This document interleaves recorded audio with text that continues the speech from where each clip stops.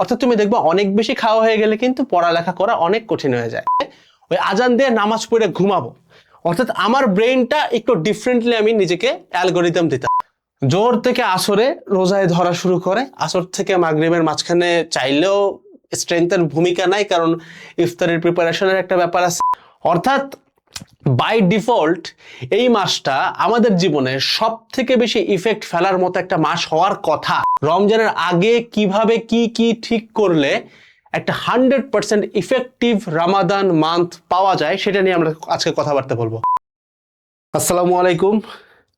HSC 26 batch হও আর 27 batch হও, election প্রায় শেষ বলা যায়। ইলেকশন শেষ, আমি যখন ভিডিওটা বানাচ্ছি রেজাল্ট এখনো দেয় নাই, তবে সামনে আবার রমজান।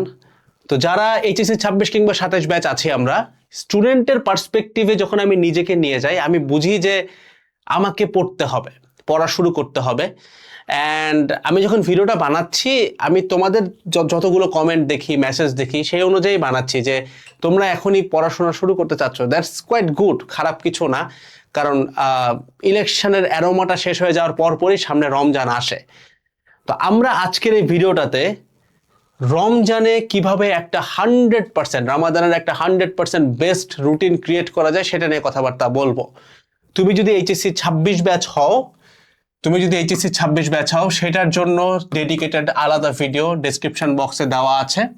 26-এর এক্স্যাক্টলি প্ল্যান কেমন হবে, রমজানের রুটিনটা কিরকম হবে, যারা সেহরির আগে পড়ো তাদের কিরকম হবে, যারা সেহরির পরে ফজরের নামাজের পরে পড়ো তাদের রুটিনটা কেমন হবে, সবকিছু ব্যাখ্যা করা আছে।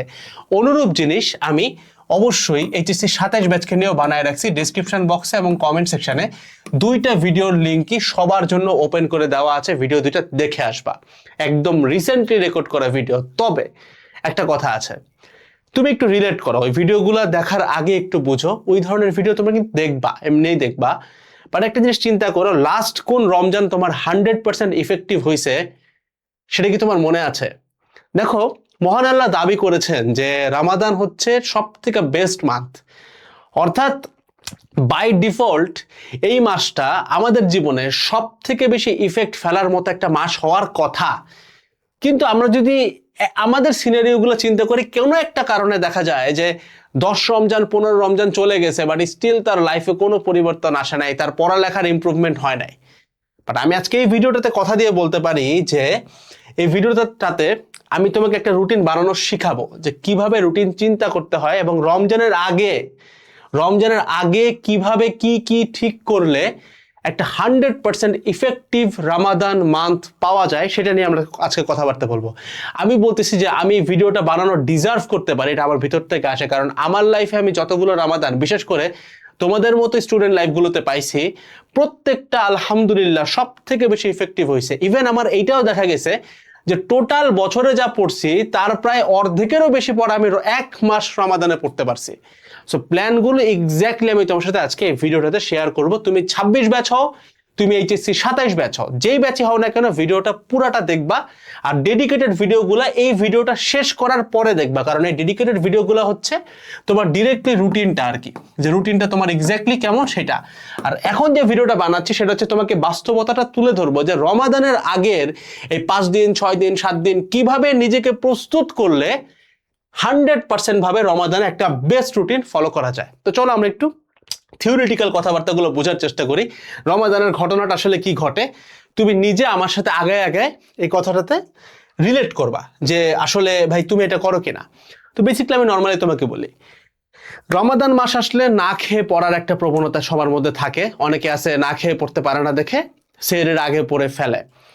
ঘটনা যেটা ঘটে যে আমরা রমাদান মাস আসার পরে নিজেকে খাওয়াইতে মোটামুটি প্রায় 15টা রমজান চলে যায়, 15টা রমাদান গন। 15 দিন চলে যাওয়ার পরে 16 নম্বর দিনে নতুন কোনো রুটিন বানানোর মতো পাওয়ার আমাদের শরীরে থাকে না, কারণ প্রতিদিনই রোজা, একটার পর একটা রোজা যাচ্ছে। তো আমরা ইনাফ টাইমটা পাই না যে নতুন করে একটা কামব্যাক দেবো। অর্থাৎ আমি যেটা বলতে চাচ্ছি, দ্য মোস্ট অ্যালার্মিং পার্ট, যে তুমি যদি 1 রমাদানের আগে নিজেকে ফিক্স করতে না পারো, এরপরে আর ফিক্স করার টাইম পাও না। ঘটনা এইটাই তোমার সাথে ঘটে। কারণ কি, দেখো, এই যে 1 তারিখে রোজা রাখলা, 2 তারিখে আবার রোজা, 3 তারিখে আবার রোজা। সো তুমি যদি 1 তারিখের আগে মানে এখন আমরা যে টাইমে দাঁড়ায় আছি, 1 রমাদানের আগে তুমি যদি নিজেকে ফিক্স করতে না পারো, এই ডেটগুলোর মাঝখানে তুমি কখনোই ইনাফ টাইম পাও না নিজেকে ফিক্স করার। দেখা যায় ঠিক করতে করতে করতে 15-16 তারিখ 15-16 দিন এমনি গন। এরপরে শুরু হয় কি?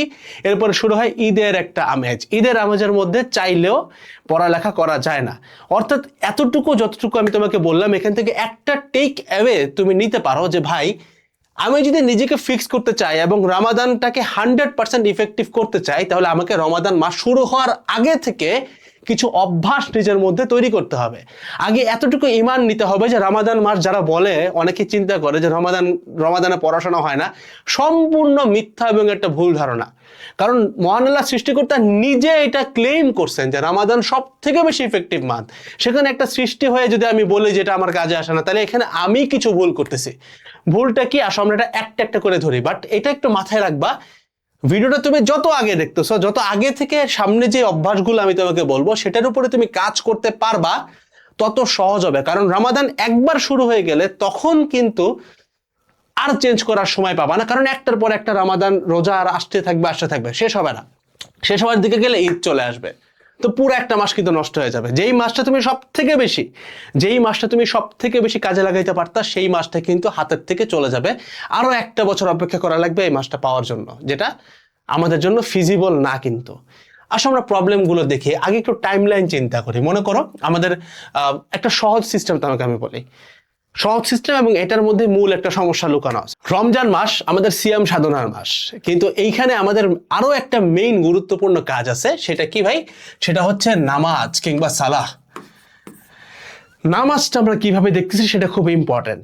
এই যে মানে মানুষগুলো বলে যে রমজান মাস আমার কাজে আসে না, তাদের মধ্যে তুমি যদি 10 জনকে পিক করো, 10 জনের মধ্যে 9.5 জনও না, মানে 9.5 কিভাবে হয় আমি জানি না, বাট আমি এটা বোঝানোর জন্য বলতেছি।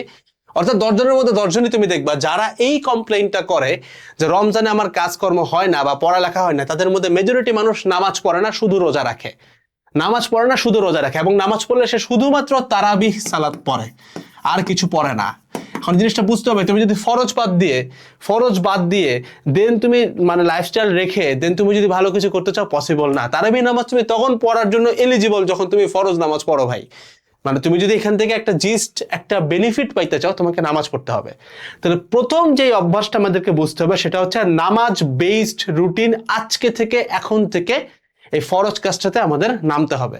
অর্থাৎ এখন যতদিনই তোমার হাতে টাইম আছে রমজান শুরু হওয়ার আগে, এখন থেকেই নিজের জীবনটাকে নামাজ ওরিয়েন্টেড বানাইতে হবে। নামাজ ওরিয়েন্টেড বানানোর সিস্টেম আমি তোমার খুব সহজে বুঝাই দিতে পারবো। দেখো, এটা হচ্ছে ফজর সালাত। আমি জাস্ট একটু জায়গাগুলো বলি, আরেকটা পেজ নিলে ভালো হতো, তাই না? একটা পেজ নেই। এটা হচ্ছে ফজর, এটা হচ্ছে জোহর, এটা হচ্ছে আসর, এটা হচ্ছে মাগরিব, ছোট করে লিখলাম আর কি, এটা হচ্ছে এশা। এই হচ্ছে নামাজের 5টা ওয়াক্ত, এটা মেইন ওয়াক্ত। তো আমরা একটু চিন্তা করি রমজান মাসে আমরা সব থেকে বেশি পাওয়ারফুল অ্যান্ড স্ট্রেংথ কোন টাইমটাতে পাই। আমরা যদি একটু চিন্তা করে দেখি, এখানে সব থেকে বেশি স্ট্রেংথ পাওয়া যায় ফজরের থেকে জোহর পর্যন্ত। এটা একটা টাইম হবে। জোহর থেকে আসরে রোজায় ধরা শুরু করে, আসর থেকে মাগরিবের মাঝখানে চাইলেও স্ট্রেংথের ভূমিকা নাই, কারণ ইফতারের প্রিপারেশনের একটা ব্যাপার আছে। মাগরিব থেকে এশা, এই টাইমটাতে আমাদের পেট ফুল থাকে, খাওয়া হয় না। সো বেসিক্যালি এশার পরে অর্থাৎ মেইন টাইমটা কোথায় চিন্তা করো। মেইন টাইমটা আমি যদি একটু ভেঙে লিখি তাহলে এরকম যে এশার নামাজ, এরপরে হচ্ছে তোমার ফজরের নামাজ, এরপর হচ্ছে তোমার জোহরের সালাত।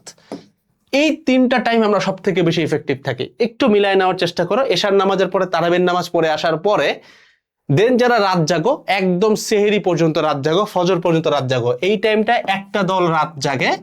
আবার অনেকে আছে এই টাইমটা ঘুমায়, এশা থেকে ফজর পর্যন্ত ঘুমায়, ফজর থেকে শুরু করে জোহর পর্যন্ত পড়ে। এইখানে তোমার 2টা টাইপ। এই টাইপটা আগে একটু অ্যাগ্রি করতে হবে যে হ্যাঁ ভাই, যে আমি এই টাইপে বিলং করি। কোন টাইপ, এটা তোমাকে আগে একটু চিন্তা করতে হবে। এন্ড অবভিয়াসলি তুমি কমেন্টও করতে পারো যে তুমি কোন টাইপ। যদি টাইপ 1 হও, টাইপ 1 কমেন্ট করবা, টাইপ 2 হইলে টাইপ 2 কমেন্ট করবা। আমি আরেকটু ব্যাখ্যা করি। অর্থাৎ তুমি তারাবির নামাজ থেকে ফজর পর্যন্ত বা সেহরি পর্যন্ত পড়ো, এটা হচ্ছে টাইপ 1। ফজরের নামাজের পর থেকে জোহর পর্যন্ত পড়ো, এটা হচ্ছে টাইপ 2। অর্থাৎ তুমি সব রমাদানে কি করে আসছো সেই অনুযায়ী এটা একটু কমেন্ট করে ফেলতে পারো, তাহলে আমার জন্য একটু বুঝতে সুবিধা হবে যে আমরা কোন টাইপকে নিয়ে বেশি কাজ করি। সো এবার আসি, দুই টাইপের সলিউশন তুমি পাবা। তো এই যে টাইমটা এশা থেকে ফজরের টাইমটা, এখানে কিন্তু তুমি ভাই মোটামুটি ভরা পেট থাকো, ভরা পেট। এক্সপ্লেনেশন গুলো একটু বোঝা দরকার ভাই, তা নাহলে তোমার রমাদান কাজে আসবে না। ফজর থেকে জোহর কিন্তু তুমি খালি পেট থাকো। দুইটারই সমস্যা আছে, আমি একটা ব্যাখ্যা করি। দেখো, রাসূল সাল্লাল্লাহু আলাইহি সাল্লামের একটা সুন্নাত হচ্ছে সবসময় 75% খাওয়া।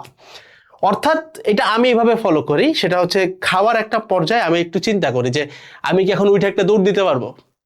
যদি মনে হয় যে দৌড় দিতে পারবো না, আমাকে দৌড় দেওয়ার আগে 2 ঘন্টা বসে নিতে হবে, রেস্ট নিতে হবে, তার মানে কি ভাই, তার মানে আমি ওভার অ্যাপিটাইট বা বেশি খেয়ে ফেলতেছি। বেশি খাওয়া যাবে না। তোমাকে এখন থেকে এমন একটা অভ্যাস বিল্ড করতে হবে যে তুমি ততটুকুই খাও যতটুকু খাওয়ার পরেই তোমাকে বেডে যেয়ে শুইতে না হয়, তুমি তখনই একটা দৌড় দিতে পারো।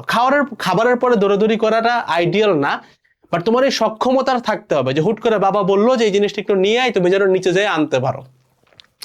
অর্থাৎ আমাদেরকে খাইতে হবে 75% অ্যাপিটাইটে। তুমি যদি এই পরিমাণটা মেনটেন করে খাইতে পারো তাহলে দুইটা ভূমিকা হবে এবং দুইটা টাইমে এটা কাজে আসবে। কেমন? যদি 75% খাও তার মানে তুমি ভরা পেট না, তুমি ঠিক আছো, মানে ওভার খায়া ফেলো নাই। অর্থাৎ তুমি দেখবা অনেক বেশি খাওয়া হয়ে গেলে কিন্তু পড়ালেখা করা অনেক কঠিন হয়ে যায়। যেহেতু তুমি 75% ইটেন, অর্থাৎ ইফতারিতে গরুর মতো খাও নাই, রাতের খাবার গরুর মতো খাও নাই, একদম লিমিটেড পর্যায়ে যতটুকু না খাইলে নয় ততটুকু তুমি খাইছো এবং অনেক পানি খাইছো, তুমি দেখবা খুব ইজিলি এইখানে ভরা পেট না হয়ে তোমার এই জায়গাটা মডারেট হয়ে আসবে। অর্থাৎ তুমি খুব সুন্দর মতো পড়ালেখাটা করতে পারবা। খাবার বেশি খাওয়ার কারণে যে অলসতার আসে সেটা তোমার আসবে না। আবার একই জিনিস চিন্তা করো, তুমি যেহেতু বলছি ভিডিওটা আগে থেকে দেখতে, আগে থেকে পালন করতে, এখন থেকে তুমি যদি মডারেট খাওয়া দাওয়া করো, 75% করে খাও, তাহলে তোমার শরীর কিন্তু কখনোই এক্সট্রা ফ্ল্যাশ অফ ফুডে অভ্যস্ত না। অর্থাৎ ধুম করে অনেক কিছু খাই ফেলছে শরীর, এইটাতে কিন্তু তোমার অভ্যস্ত না। আবারও বলি, শুনো, তুমি সকালে দুপুরে রাতে যা খাও, তুমি যদি এখনই মডারেট মেপে সুন্দর মতো একটু কম খাও, কম বলতে পরিমিত খাও, তাহলে তুমি দেখবা তোমার শরীর কখনোই এক্সট্রা ফুডে অভ্যস্ত না। এক্সট্রা ফুডে অভ্যস্ত না হলে তোমার শরীর কিন্তু এই যে ফাস্টিং মোড যেটাকে বলে, অর্থাৎ মানে মোটামুটি হালকা পেটে চলতে পারে, এরকম কিন্তু অভ্যস্ত হয়ে যাবে। অর্থাৎ তুমি তোমার শরীরকে যদি আগামী 5 থেকে 6 দিন খুব কম খাবো না, খুব বেশি খাবো না, মডারেট খাইতে পারো, তাহলে কিন্তু তোমার খালি পেট ভরা পেট বলে কোনো কনসেপ্ট নাই। কারণ খালি পেটেও তোমার শরীর ফাস্টিং মোডে কাজ করতে অভ্যস্ত, আবার ভরা পেটেও তোমার শরীর একদম ভরা না, সো শরীরে কিন্তু ইনাফ এনার্জি থাকে। সো এই অভ্যাসটা তোমাকে আজকে থেকে এখন থেকে করতে হবে। দুইটা অভ্যাসের নাম আমি অলরেডি বলছি। এক হচ্ছে এখন থেকেই নামাজ পড়তে হবে এবং নামাজ ওরিয়েন্টেড একটা রুটিন এই এখন থেকেই শুরু করতে হবে। অর্থাৎ নামাজ দিয়ে তোমার দিনটাকে প্ল্যান করতে হবে। কিভাবে প্ল্যান করবো আমি বলতেছি। সেকেন্ড ওই পুরো প্ল্যানিং আমি ভিডিওতে, ওই যে ভিডিওগুলো ব্যাচ স্পেসিফিক বলে দিছি, ওইখানেও ডিসক্রাইব করছি, এখানেও একটু শর্ট করে বলে দেবো।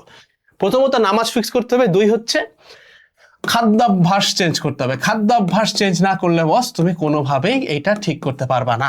এই দুইটা হচ্ছে মেজর, একদম মোটা দাগে চেঞ্জ। এই দুইটা চেঞ্জ তুমি করতে পারলে রমাদান অনেক বেশি ইফেক্টিভ হবে। এইবার আসো এই নামাজ ওরিয়েন্টেড রুটিনের মধ্যে মেইন জিস্ট পার্টটা, সেটা কি দেখো, এইভাবে চিন্তা করতে হয় যে ফজরের নামাজ যখন তুমি পড়ছো, ধরো আমি টাইপ 1-এ আসি, টাইপ 1 না, মানে টাইপ 2-তে আছে, ফজরের নামাজ থেকে আমি জোহর পর্যন্ত চিন্তা করতেছি। তো নামাজ ওরিয়েন্টেড রুটিন করলে কি হয়, তুমি যখন ফজরের নামাজটা পড়ছো, ধরো যে সেহরি খেয়ে দেন যারা পড়তে চাও, তো সেহরি খাওয়ার একদম আজানটা দিবে তার প্রায় 15 মিনিট আগে, মানে একদম সামনে খাইলে কিন্তু একটু রিস্ক থাকে, এটা কিন্তু অনুচিত। একটু হাতে টাইম নিয়ে, আমার একটা অভ্যাস ছিল কি, আমি কফি খাইতাম, চা খাইতাম, একদম ওই লাস্ট টাইমটাতে যায়, মানে পানি টানি সবকিছু খাওয়া শেষ, বসে আছি, পড়া শুরু করবো। কারণ আমি হচ্ছে ভাই এই টাইপে পড়তাম আর কি, ফজর থেকে জোহর পড়তাম, ঠিক আছে। সো আমি কি করতাম, ওই টাইমে যাই, একদম সেহরির লাস্ট মোমেন্টে যাই, একদম পুরো সেরা 1 কাপ কফি বা চা খায় ফেলতাম। এরপরে আজান দিয়ে দিছে, ফজরের নামাজ পড়ছি, দেন একদম জোহর, মানে টার্গেট হচ্ছে ভাই আমি জোহরের ওয়াক্ত হবে, মানে নামাজের আজান দিবে, ওই আজান দিয়ে নামাজ পড়ে ঘুমাবো। অর্থাৎ আমার ব্রেইনটা একটু ডিফারেন্টলি আমি নিজেকে অ্যালগোরিদম দিতাম। রাতে যারা পড়ো সেটাও বলতেছে, বাট এটা একটু বুঝো যে আমি আমার ব্রেইনকে এইটা বুঝাই নাই যে আমি দুপুর 1টা পর্যন্ত পড়বো, এটা আমি বুঝাইনি। আমার ব্রেনকে আমি বুঝাইছি যে আমি অলরেডি চা কফি খাইছি, শরীরে ইনাফ শক্তি আছে, ফজরের নামাজ পড়ছি, টার্গেট হচ্ছে জোহরের নামাজ আমি না ঘুমায় পড়বো। সম্ভব হইলে এক অজু দিয়ে পড়বো, যদি সম্ভব না হয়, না হওয়ার চান্সই বেশি, কারণ টয়লেট আসতেই পারে, সম্ভব না হলে আবার অজু করবো। বাট একটা টার্গেট থাকতো যে এই যে আমি বসছি, আমি নেক্সট টাইম ঘুমানোর জন্য আমার শর্ত তখনই পূরণ হবে যখন আমি জোহরের নামাজটা পড়ছি, এবং জোহরের নামাজ পড়ার মাঝখানে আমি কোনো প্রকারের সোশ্যাল মিডিয়া টিডিয়া এগুলাতে যাব না। বুঝতে পারছো? এইটা হচ্ছে প্ল্যান, এটা হচ্ছে মাইন্ডসেট। তুমি যদি চিন্তা করো 1টা পর্যন্ত পড়বো, খুব ইজিলি ব্রেক হয়ে যাবে। বাট তোমার চিন্তা, তোমার নিয়ত যদি থাকে যে আমি ভাই জোহরের নামাজটা পড়েই ঘুমাবো, তাইলে কিন্তু এখানে একটা বরকত অটোমেটিক্যালি আল্লাহ দিবেন। জোহর নামাজটা পড়া শেষ, পড়ালেখা কিন্তু আমার যা খেলার খেলা হয়ে গেছে। এবার জোহর থেকে ভাই আসরের মাঝখানে ছোট্ট একটা ঘুম দিতে পারো, 1-2 ঘন্টা, কোনো দোষ নাই। আসরের পরে মাগরিব, মাঝখানে তোমার ফ্যামিলি টাইম, তুমি ইফতার রেডি করবা, এটা খুব পজিটিভ একটা টাইম, ভালো কাজ। আমি তোমাকে গ্যারান্টি দিয়ে বলতেছি, তুমি যদি এই ফজর থেকে জোহরের মাঝখানে জাস্ট 4 থেকে 5 ঘন্টা বের করতে পারো, অন্য যে কোনো মাসের 15 ঘন্টার থেকে এই 4-5 ঘন্টা বেশি ইফেক্টিভ হবে, চ্যালেঞ্জ করে বলতেছি। এটা কাদেরকে বললাম? টাইপ 2 কে বললাম। একইভাবে এবার টাইপ 1 চিন্তা করো। টাইপ 1 হচ্ছে আমি এশা তারাবি নামাজটা পড়ে আসার পরে, অর্থাৎ যারা এশা থেকে এই যে ফজর পর্যন্ত পড়বা, টার্গেট হচ্ছে এশা নামাজটা পড়ে আসার পর থেকে আমি একদম সেহরির জন্য আব্বাম্মা যখন উঠবে, সেহরি রেডি হবে, সেহরি খাইতে যাব, এর আগ পর্যন্ত টাইম কোনো সোশ্যাল মিডিয়ায় না, কোনো ঘুম না, সারা রাত জায়গায় একটানা পড়বো। তোমার টার্গেট যদি এইটা থাকে, তুমি অনেকে দেখবা যে এই ধরনের রোজা কিন্তু রাখা অনেক বেশি অনুৎসাহিত ইসলামে, যে অনেকে আছে গিয়ে কি সেহরি খায় না, ফজরের নামাজ পড়ে না, ওই যে এক ঘুম থেকে উঠেই হইতেছে বিকাল 5টার সময়, দেন আর কি ওই 1-2 ঘন্টা একটু জাগনা থাকে, ওই তারপরে হচ্ছে ইফতার খায় একটা, শেষ, আবার মরে যায়। তো এই ঘটনা কিন্তু ঘটান যাবে না। তো তোমার নিয়তটাকে ফিক্স করতে হবে। তোমার নিয়ত যদি থাকে আমি তারাবির নামাজ পড়ছি, তারাবির নামাজ পড়া শেষ, বেতরের নামাজ পড়া শেষ, এখন আমি এইখান থেকে নিয়ে টানে একদম ফজরের নামাজ মানে সেহরির আগ পর্যন্ত আমি টানা পড়বো। নামাজ দিয়ে যদি তুমি তোমার নিয়তটাকে ফিক্স করতে পারো, মাঝখানের রাস্তাতে বরকতের দায়িত্ব আল্লাহ নিয়ে নেবেন। একদম বাংলা সহজ হিসাব। সো এইভাবে করে যদি তোমরা টাইপ 1-এর পোলাপান পড়ো, যারা রাত জায়গায় পড়ো, রাত জায়গায় পোলাপান সবথেকে থেকে বেশি পড়ে, তাহলে কিন্তু তুমি দেখবা তোমার নিয়ত, জাস্ট বিকজ তোমার নিয়তটা যেহেতু নামাজ দিয়ে তুমি ঠিক রাখছো, তুমি চাইলেই মাঝখানে কোনো উল্টাপাল্টা কিছু করবা না, কোনো উল্টাপাল্টা সোশ্যাল মিডিয়া রিলস টিলসে তুমি আজাইরার সময় নষ্ট করবা না, অনলাইন ক্লাস, ওয়েবসাইটে ঢুকে ক্লাস করবা, শেষ। এটা তোমার জন্য অনেক বেশি হেল্পফুল হবে। সো এই অনুযায়ী যদি তুমি আজকে থেকে প্র্যাকটিস করতে পারো, অর্থাৎ তুমি যদি আজকে থেকে নামাজ বেস পড়াশোনা করো, যে হ্যাঁ তুমি যারা রাত জাগো, এশার নামাজ পড়ার পরে চিন্তা থাকবে ফজরের নামাজ পড়ে একদম ঘুমাবো, তাহলে মাঝখান টাইমটা টানা পড়া হবে। আবার যারা সকাল সকাল উঠো, টার্গেট থাকবে ভাই ফজর পড়ছি, একদম জোহরের আগ পর্যন্ত কোনো ঘুম হবে না, এক টানা পড়া, কোনো ফোন না। এই জিনিসটা যদি তুমি কিচ্ছু না, জাস্ট 3টা দিন 100% ফলো করতে পারো, চেঞ্জ তুমি ইনশাআল্লাহ দেখবা। এটা 1। আর 2 হচ্ছে খাদ্যাভ্যাস। এখন থেকে প্র্যাকটিস করো, যখনই খাবা ক্যালোরি বেসড খাবা, ভাত খাবা না। ভাত হচ্ছে বাজে জিনিস, ভাতে কোনো ক্যালোরি খুব কম থাকে, কিন্তু এটা ধুম করে তোমাকে একটা সুগার ব্লাস্ট দেয় আর কি, মনে হয় যে অনেক কিছু খাই ফেলছে, পেট ভরে যায়, কিন্তু এই ক্ষুধা দেখা যায় যে 1 ঘন্টা পরে আবার ক্ষুধা নেমে যায়, আবার পেট খালি, কিন্তু ওইদিকে কিন্তু পেটে কিন্তু তুমি যা ঢুকানো ঢুকাই ফেলছো। দ্যাটস খাদ্যাভ্যাস চেঞ্জ করা অ্যান্ড নামাজ অনুযায়ী নিজের একটা রুটিন রেডি করা। এইটুকু যদি করে তুমি জাস্ট কিছু না 3 থেকে 5 দিন ফলো করতে পারো, তোমার রামাদান মান্থ 100% ইফেক্টিভ হবে। যদি এইটা বুঝে থাকো, এইটা যদি তুমি করতে চাও বা করতে পারো, এই সাহসটা থাকে, তাহলে এরপরে তোমার কাজ হচ্ছে আমাদের ওই 26, যারা 26 ব্যাচের আসো তারা 26-এর ভিডিও দেখবা, যারা 27 ব্যাচের আসো তারা 27 ব্যাচের টোটাল ভিডিওটা দেখে নাও।